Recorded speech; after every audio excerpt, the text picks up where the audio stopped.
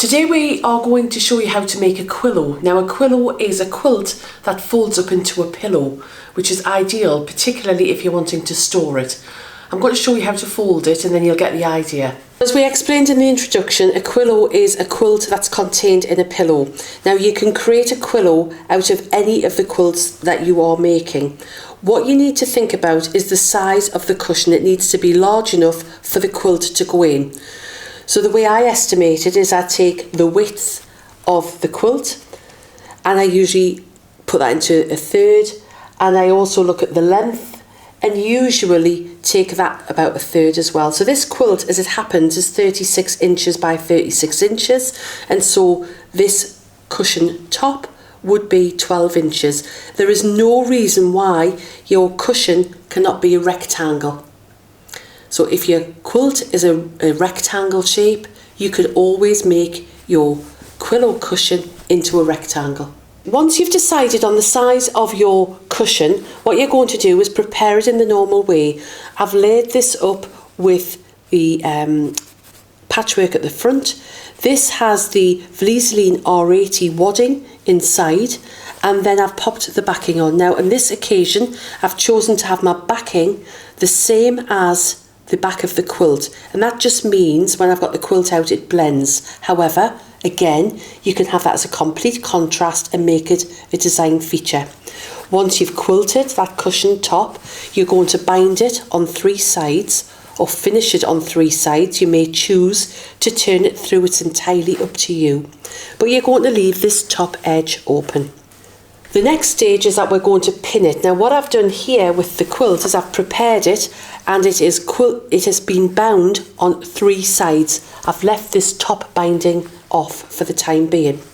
I'm going to fold the cushion in half, and what I like to do is just to mark it with a pin.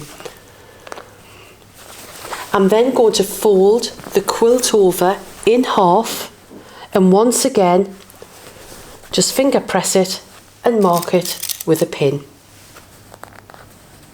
And that just means that the cushion is going to be in the centre of the backing. So I'm just marrying those 2 pins up, taking one out and popping it in there.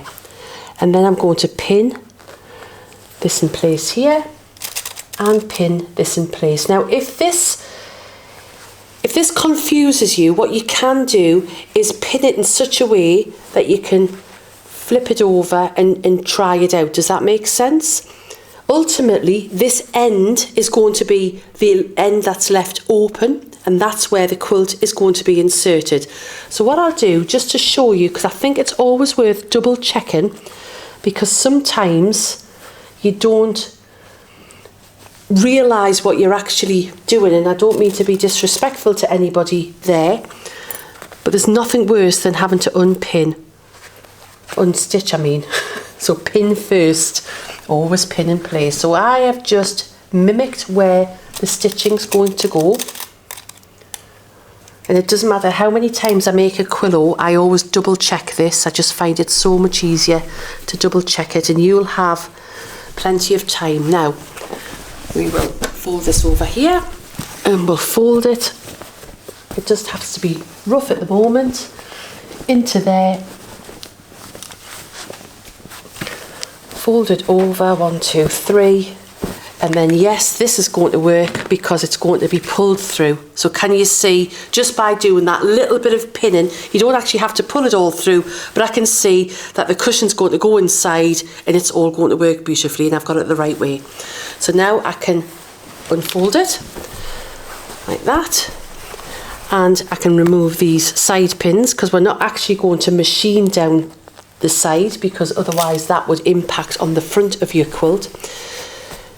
Now we are going to put the binding on, but what I prefer to do is, rather than leave the pins in place, is I just prefer to do a nice long tacking stitch, whether by hand or by machine, just within the seam allowance. So I'm not going to be taking it out along to secure the cushion.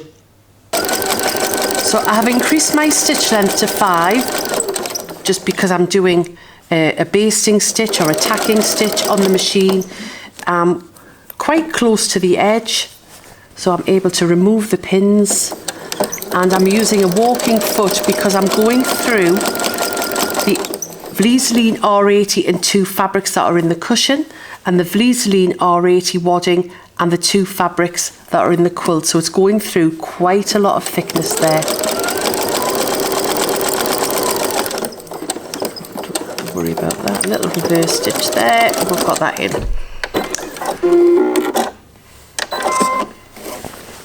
Okay.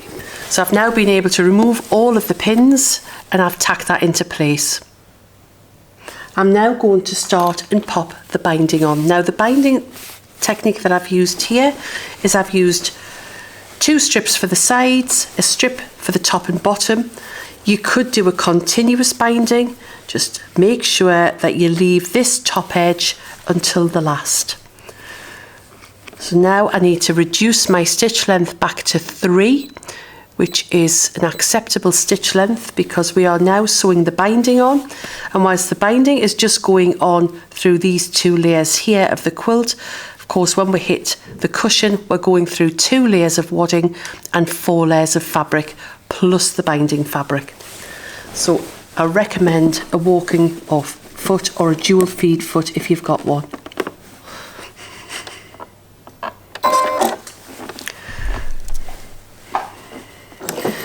So the binding that I'm using here is 2 1/4 inches wide. That's the strip. And then I've folded the strip with the wrong sides together, and I'm sewing all the raw edges next to each other. You can pin all of this in place if you want to, or just sew a small amount, recheck and readjust everything, and let it go through. And have you noticed I'm not pulling the quilt through from the back? I'm literally just letting the machine and the walking foot do the job. Now I'm hitting the double thickness of wadding and the cushion. And because I've already basted that in place, I'm quite happy that there's no pins in there. So it takes a little bit longer, because it's another process to add to the pinning, but I think it's worthwhile doing.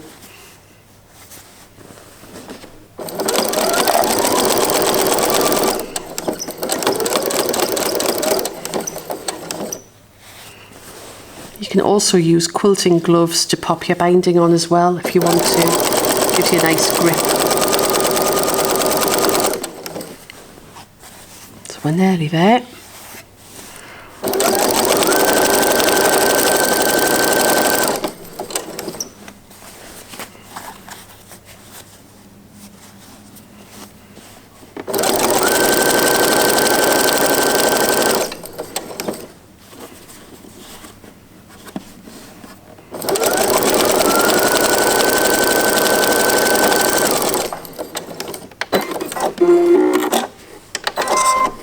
So that's the binding sewn on by machine.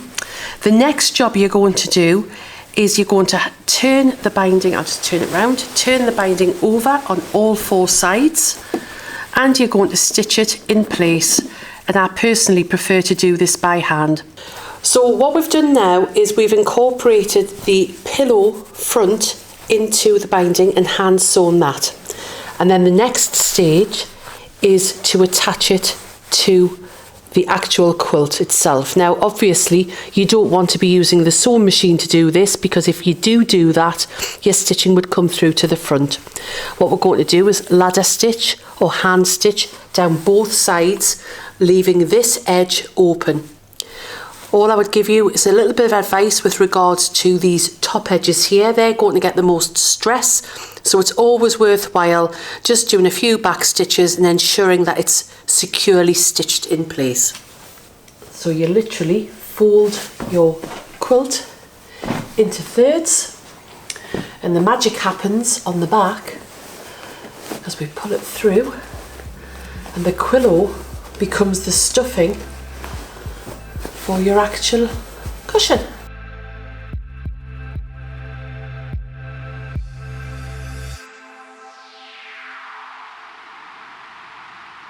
As you can see, Vlieseline has a wide range of products, each with different properties and benefits for your projects. You can view the whole range on the Vlieseline website, where you can download the brochure, which has detailed information on all of the products across our 4 categories. You can also join the conversation with us on our Facebook page, Creative Community Group and Instagram. All of the details are below.